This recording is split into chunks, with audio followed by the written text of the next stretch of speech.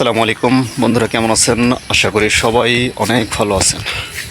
নতুন একটি ভিডিওতে আপনাদের সবাইকে স্বাগত। আজকে নতুন একটি ইন্টারেস্টিং বিষয় আপনাদেরকে দেখাবো। আজকে দেখাবো মাছ মারা।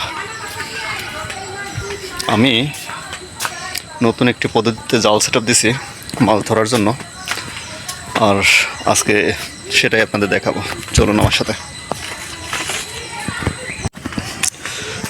বন্ধুরা, বরাবরের মতো চলে এসেছি আমার যে গাছের বাগান, আমার সেই গাছের বাগানের এখানে। আর এই জালটা সেট আপ দেওয়া হয়েছে আমাদের যে খাল, সে খালে, মানে আমার গাছের বাগানের নিচের দিকে যে খালটা আছে, এর আগেও আপনাদেরকে আমি দেখিয়েছি, সেখানেই জালটা সেট আপ দিয়েছি। আর সেটাই আমি আপনাদেরকে দেখাবো।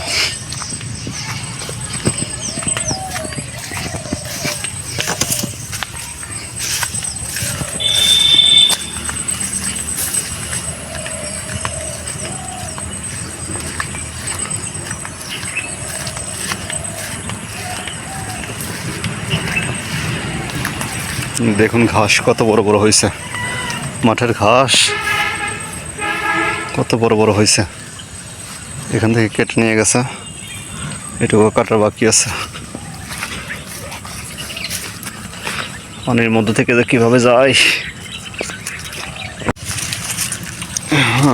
এখানে পানি, বর্ষার সিজন তো পুরো মাটি পানি হয়ে গেছে, পানির মধ্যে থেকেই যেতে হবে। আর দেখুন ধান, আমি এর আগের যে ভিডিওটাতে দেখিয়েছিলাম যে মাঠ ভরা শুধু ধান আর ধান। দেখুন মাঠ ভরা শুধু ধান আর ধান। আসলে আমি বাড়িতে আসলে ঘরে বসে থাকতে পারি না। আমি কৃষকের ছেলে তো, যার কারণে আমার এই কৃষির প্রকৃতি, এটাই আমার খুব ভালো লাগে, এটা আমার খুব টানে কেমন জানি। আমি কখনো ঘরে বসে থাকতে পারি না। আমি বাড়িতে, আমার গ্রামে যখন আমি আসি, তখন কাজ থাক আর না থাক, আমি মাঠে নেমে যাই অন্তত মাঠগুলো দেখতে। আমার যে মাঠগুলো আছে, আমার যে জমিনগুলো আছে, এগুলো দেখার জন্য আমি মাঠে নেমে যাই। আজকেও তার ব্যতিক্রম না, চলে এসেছি। দেখেন ধানের শীষগুলো বের হয়েছে, কত সুন্দর, খুব ভালো লাগতেছে।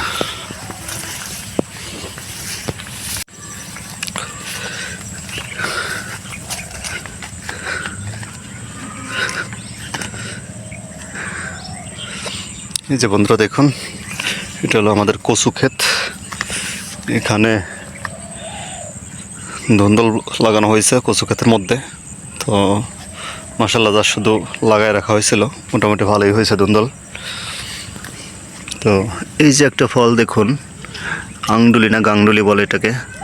তো এটা তো আসলে কাঁচা, এটা পাকে নাই। এটার মাঝখানে একটা ফল হয় লাল, গোল্ডেন বেরি নাম মেবি এটার, আসলে গ্রামের ভাষায় আংডুলি বলে। তো এই গোল্ডেন বেরি ফলটা নাকি খাওয়া যায়। এটা এখনও পাকে নাই, এটা পাকলে হয়তো বা খাওয়া যাবে। এটার মাঝখানে একটা সুন্দর একটা ফল থাকে, কোনোটা লাল থাকে, কোনোটা কালো থাকে। কোনোটা লাল মানে গোল্ডেন কালার থাকে, কোনোটা কালো থাকে।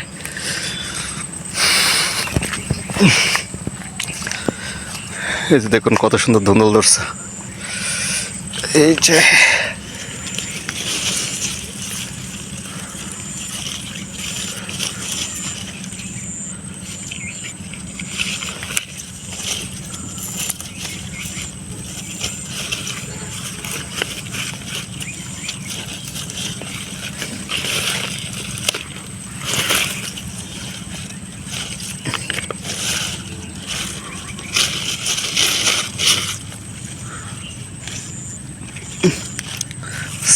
দেখুন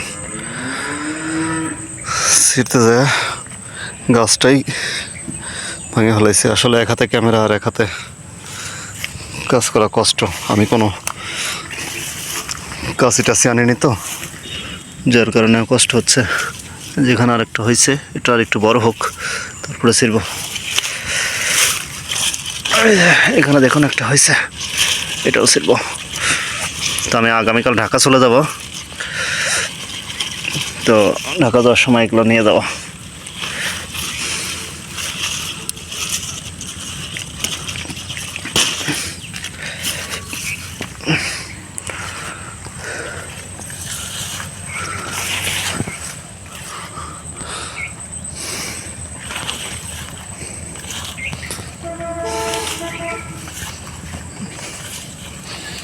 এই ধুন্দলের বীজগুলো লাগাইছিল, অনেক আগে লাগাইছিল, আসলে যে সময় লাগাইছিল সেই সময় হয় নাই, আর পরবর্তী সময়ে বীজগুলো হয়েছে। তো এখন মোটামুটি ভালোই ধুন্দল দিচ্ছে। এটা কার কার গ্রামের ভাষায় এটাকে কি বলে একটু কমেন্টস করে জানাবেন। আমাদের যে আঞ্চলিক ভাষা, এই আঞ্চলিক ভাষায় এটাকে পুল্লা বলে, পুল্লা কয়। কার আঞ্চলিক ভাষায় কি কয় সেটা তো আমি জানি না, তো সবাই একটু জানাবেন কমেন্টস করে। এখানে আরেকটা আছে, এটাও ছুরি নিয়ে দেবো, কারণ এটা থাকলে আবার হয়ে যাবে, বড় হয়ে যাবে বেশি।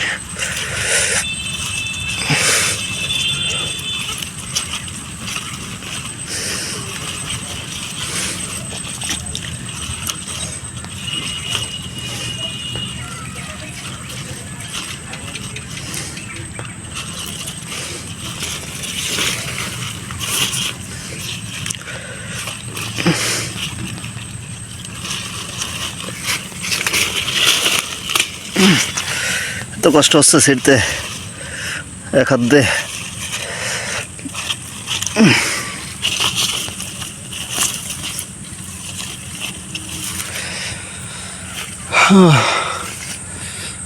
যাই হোক, 3টা পাইলাম, আরও আছে হয়তো এর মধ্যে, কিন্তু একটা পচে গেছে, নিচে পানি লাগছে, পানি লেগে পচে গেছে।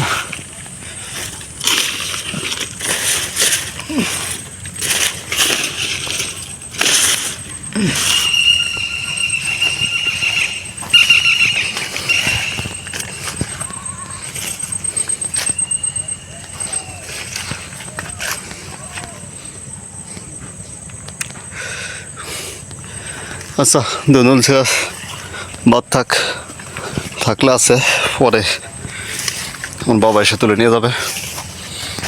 আমি যে কাজে আসছি, যেটা আপনাদেরকে দেখাইতে নিয়ে আসছি, সেটা একটু দেখাই। এই যে আমাদের খাল, এই যে খাল, এই খালের পানিটা কোন দিক দিয়ে যাচ্ছে? পানিটা হলো এদিক থেকে এদিকে যাচ্ছে, আর ওই যে ওইখানে আমাদের সেই জালটা সেট আপ দেওয়া হয়েছে, একটু ওই পাশে, আমি একটু ওই পাশে গিয়ে দেখাই।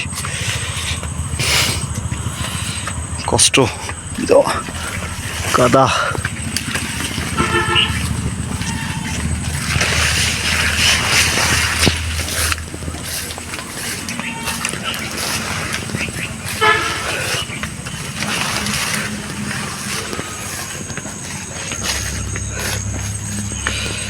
বন্ধুরা, এইখানে আমি কিছু মেহগনি গাছ লাগাইছি। এই খালটা খনন করার পরে পাড়টা যখন ভেঙে যাচ্ছিল, তখন এখানে কিছু কলা গাছ লাগিয়ে কিছু মেহগনি গাছ লাগাই দিয়েছিলাম। তো মেহগনি গাছগুলো আলহামদুলিল্লাহ অনেক ভালো হয়েছে। তো এর মাঝখানে সজিনা গাছ আছে, মেহগনি গাছ আছে, আরও কয়েকটা আছে। তো ধুন্দুলটা এখানে রেখে তারপর এটা দেখাই আপনাদের, চলেন। এই যে দেখুন বন্ধুরা, এটা হলো এইভাবে জাল সেট আপ দেওয়া হয়েছে। এই পানিটা এদিক থেকে এদিকে যাচ্ছে। তো এই পানির ভিতর দিয়ে যখন মাছ আসে, মাছটা যখন এদিক দিয়ে এদিকে আসে, তখন এই বানা যে নিচে দেখেন একটা বানা দেওয়া আছে, এই বানার সাথে যখন বাড়ি খায়, মানে আর যেতে পারে না, তখন এই মাছটা করে কি লাফ দেয়, উপরের দিকে লাফ দিয়ে অপোজিট সাইডে যাইতে যায়। আর অপোজিট সাইডে যখন যাইতে যায়, তখনই মাছটা এই যে মশারিটা দেওয়া, এই মশারিতে আটকে যায়। ওই দেখুন বন্ধুরা, অলরেডি মাছ আছে। হ্যাঁ, 2টা মাছ আছে, ওই দেখুন দেখা যাচ্ছে। একটু জুম করে দেখাই আপনাদের,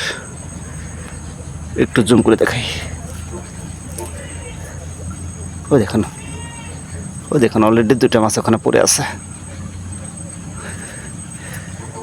ওই যে দেখুন, ওখানে 2টা মাছ পড়ে আছে। এই মাছটা যখন লাফ দিয়ে এই পাশে যাইতে যায়, এই পাশ থেকে আইসা যখন এই বানাতে, সরি জুমটা কমায় নেই, হ্যাঁ, এই মাছটা যখন এদিক দিয়ে যাইতে যায় যখন এই বানা যেটাকে আমরা বানা বলি, এই বানায় যখন আটকে যায় তখন লাফ দিয়ে এই মশারিটার ভিতরে পড়ে যায়, তখন আর যেতে পারে না। আর এভাবেই আমরা মাছ ধরি এইখানে আমাদের এই খালে। তো আসলে এই সিস্টেমটাই আমি দেখাতে চাচ্ছিলাম। এই সিস্টেমটা কোথাও আছে কিনা আমি জানি না। আর আমার ভিডিওটা যারা দেখতেছেন, আপনাদের কোথাও এরকম সিস্টেম যদি থাকে তাহলে অবশ্যই কমেন্টস করে জানাবেন আমাকে যে হ্যাঁ আমাদের এদিকেও এই সিস্টেমে মাছ ধরে। তো আজকে এই ভিডিওটা আর বেশি বড় করতে চাচ্ছি না। তো সবাই ভালো থাকবেন, সুস্থ থাকবেন, আর আমার চ্যানেলটাকে সাবস্ক্রাইব করে অবশ্যই আমার পাশে থাকবেন। যদি আপনারা আমাকে সাপোর্ট করেন তাহলে আমিও ভিডিওটা চালিয়ে নিতে পারবো। আসলে অনেক কষ্টের করে এই ভিডিওটা তৈরি করি, তার কারণ আমার পেশাগত কাজের ফাঁকে ফাঁকে আমার এই ভিডিওগুলো তৈরি করতে হয়। কারণ আমি তো আর এই ভিডিও থেকে কোনো আর্নিং পাই না যে আমি শুধুমাত্র এই ভিডিও করেই আমি চলবো বা আমার সংসার চালাবো। আমার সংসার চালানোর জন্য আমার বাবা মা, আমার ফ্যামিলি সবাই আছে, তাদেরকে দেখার জন্য আমাকে অবশ্যই জব করতে হয়। আর এই জবের পাশাপাশি আমার এই ভিডিওটা চালাতে হয়। তো আপনারা যদি একটু সাপোর্ট করেন তাহলে অবশ্যই আমি কন্টিনিউ করে যেতে পারবো। তো সবাই ভালো থাকবেন, সুস্থ থাকবেন, আর আমার জন্য সবাই দোয়া করবেন। আল্লাহ হাফিজ।